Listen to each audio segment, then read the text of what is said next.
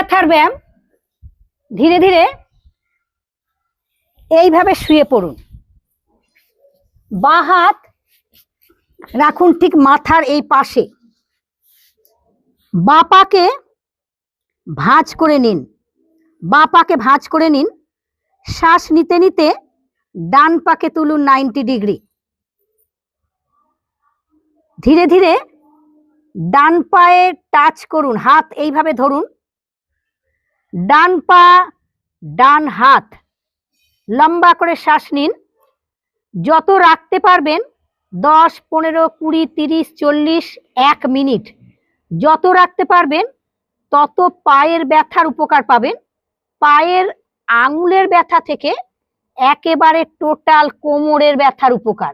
তাহলে একটা এক্সারসাইজ করছেন যেটা পায়ের আঙুল থেকে কোমরের ব্যথার জন্য উপকার পাবেন। পায়ের আঙুলকে টান করে নিন, এইভাবে লম্বা করে আকাশের দিকে পায়ের আঙুল রাখো সবাই, আকাশের দিকে পায়ের আঙুল রাখো সবাই। শ্বাস ছাড়তে ছাড়তে পা ধীরে ধীরে জায়গায় রেখে দাও, ঘুরে যাও আবার।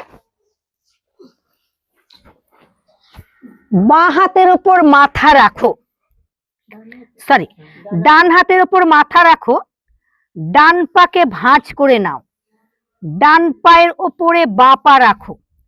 শ্বাস নিতে নিতে লম্বা করে শ্বাস নাও, বাঁ পাকে 90 ডিগ্রি তোলো, বাঁ হাত বাঁ পায়ে এইভাবে রেখে দাও।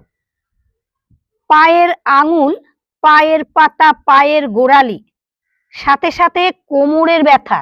তাহলে এমন একটা এক্সারসাইজ যেটা পায়ের আঙুল থেকে কোমরের ব্যথার উপকার পাবেন। লম্বা করে শ্বাস নিন। এখানে এসে 30 সেকেন্ড 40 সেকেন্ড যতটা রাখতে পারবেন তত উপকার পাবেন বেশি। পায়ের আঙুল রাখুন আকাশের দিকে, পায়ের আঙুল আকাশের দিকে রাখো সবাই। খুব আস্তে আস্তে করে, খুব ধীরে ধীরে ধীরে ধীরে